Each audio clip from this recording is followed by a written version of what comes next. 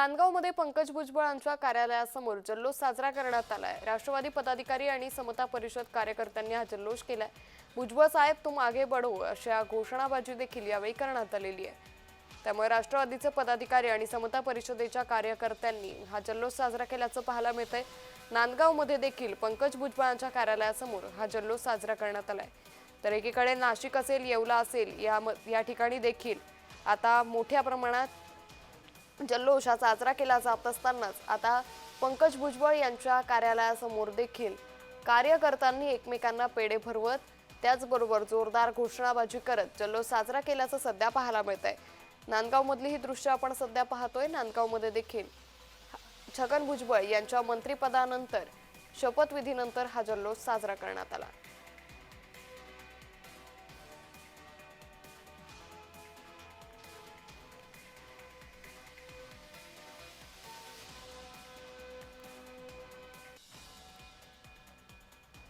त्यामुळे पंकज भुजबळ यांच्या कार्यालयासमोर छगन भुजबळांच्या शपथविधीनंतर जल्लोष साजरा करण्यात आला। फटाके फोडत एकमेकांना पेढे भरवत हा जल्लोष साजरा करण्यात आला।